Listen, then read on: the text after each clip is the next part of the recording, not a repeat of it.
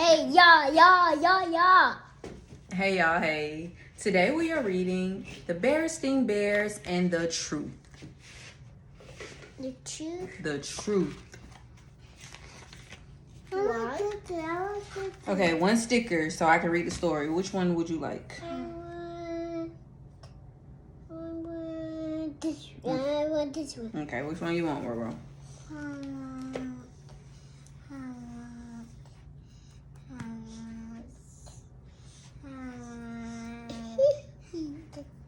That one? Yeah. Okay. Now it's time for Mommy to read the story.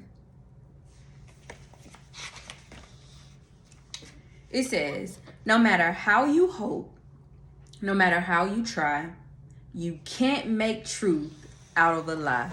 Those are facts. Why? Because the truth will set you free. It's me. It was a lazy sort of day in bear country. The air was so still that the leaves on the big tree house where the bear family lived were hardly rustling. Except in the beehive, where the bees were always busy, nothing much seemed to be happening. It was the sort of day that sometimes leads to mischief. Inside the treehouse, brother and sister bear were sitting around, not doing anything in particular.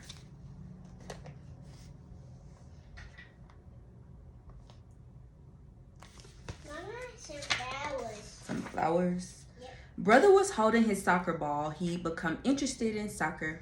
That's too fast. Brother was holding his soccer ball.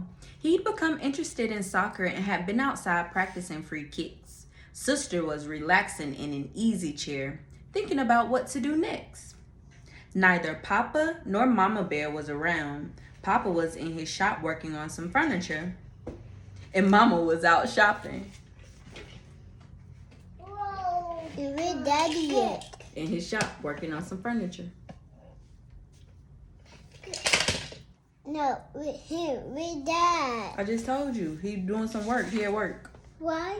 I know what, said sister. Let's go gather some wild blackberries. Brother thought about that. No, he said, wild blackberries have too many thorns, and besides, the seeds get stuck in your teeth. Well then, said sister, let's go out and twist each other up on the swing and see who gets the dizziest. Brother thought about that.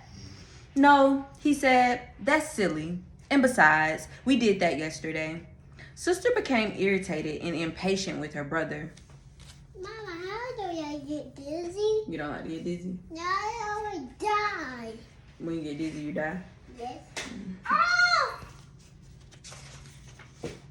My goodness, she complained. You don't want to do anything.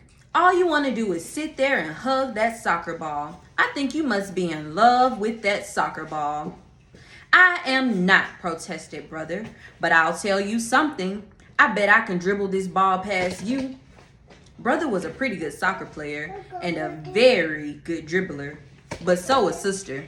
Guys, we're supposed to be listening to the story.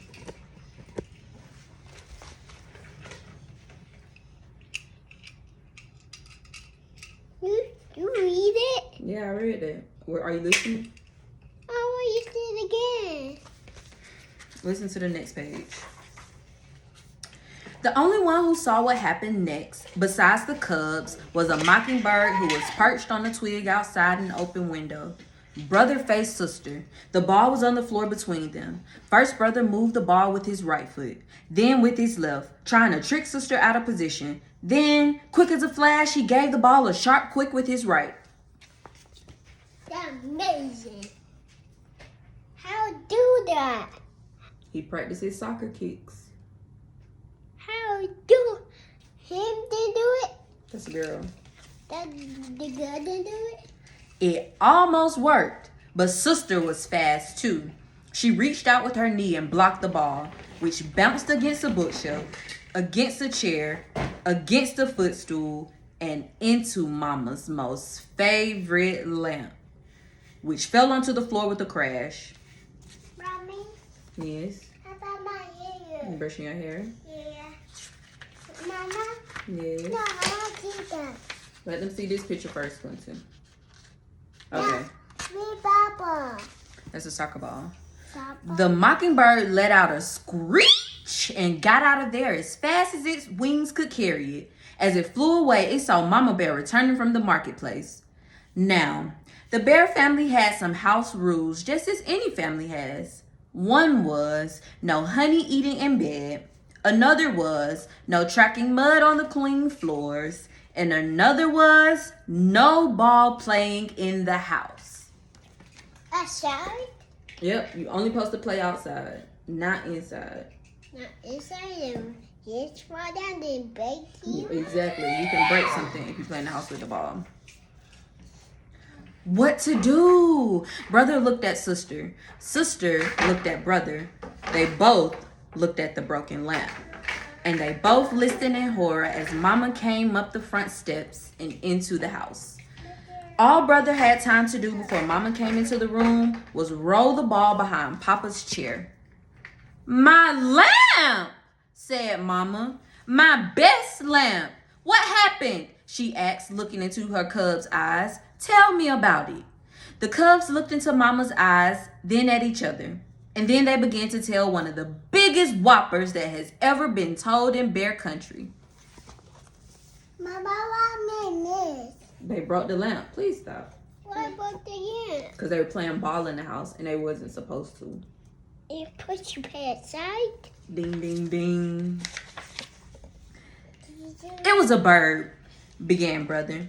Yes, added sister. A big purple bird with yellow feet. And green wingtips, added brother. And funny looking red feathers sticking out of his head, said sister as a finishing touch. As most lies do, the purple bird whopper got bigger and bigger and bigger. Bigger and bigger, bigger, bigger, bigger, bigger, bigger, bigger, bigger, bigger, bigger, bigger, bigger, bigger, bigger. Yep, that's why you always tell the truth. Yes, continued the cubs, and it flew in that window, zoomed around the room, and knocked over the lamp. As Mama Bear was looking at the broken lamp with a sad expression on her face, Papa Bear came in from his shop. The cubs began to tell him the story of the big bird that flew in the window and broke the lamp. It was harder to tell the second time. For one thing, they couldn't quite remember how they had told it the first time. But why do that? Why do that? Why didn't they tell the truth? Yeah. I'm not sure. Are you going to always tell the truth to mommy? Yeah. Yeah, thank you. Thank you. Always tell the truth to mommy. You got me confused, said Papa. Was it a purple bird with green wingtips and yellow feet? Or a yellow bird with purple wingtips and green feet? Or was it a white bird with black spots? Like that soccer ball behind my easy chair. But the thing that really made it hard the second time was how very sad Mama looked as she picked up the pieces of the broken lamp.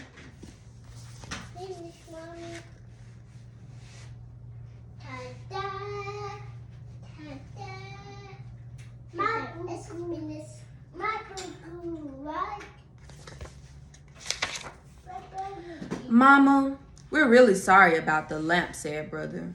Oh, yes, said sister, picking up the last piece and putting it in the dustpan. Oh, said Mama. I'm not worried about the lamp. We can always get another lamp. Or we can glue this one back together.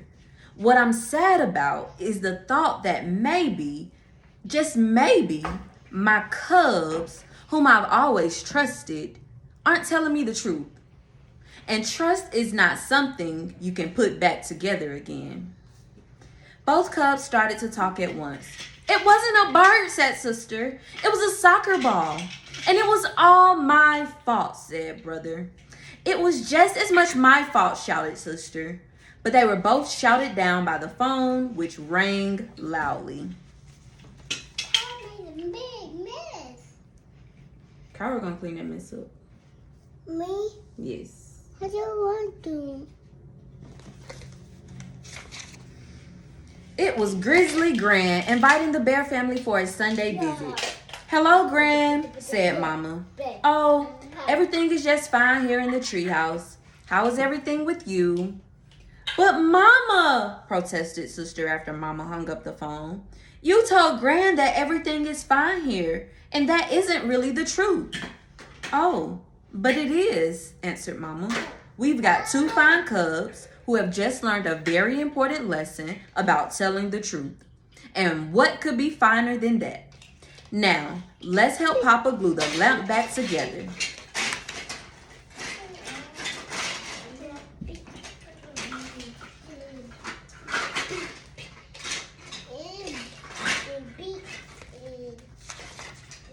Nobody really expects cubs to be perfect. And from time to time, Brother and Sister Bear did forget the rules. Brother ate honey in bed a couple of times. One time, Sister tracked a little mud on the clean floor. And once or twice, Brother and Sister started to play ball in the house before they remembered not to. Did you like mud? No, do not track mud in on a clean floor. Uh-oh. Didn't it sit? Then Mama has to clean again. But they never, ever again told a whopper. Because trust is one thing you can't put back together once it's broken. No. Now? Not yet. Now? The end. I get sicker. What sticker would you like? This one. You already got that one. This one? Yeah.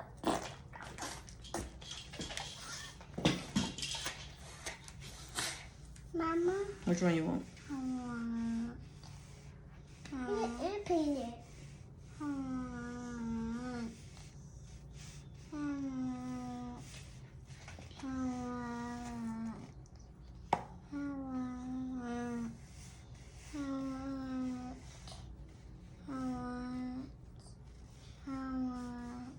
Teddy bear?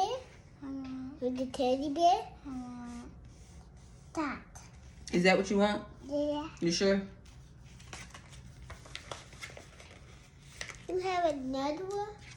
No. The end. The Berenstain Bears and the truth.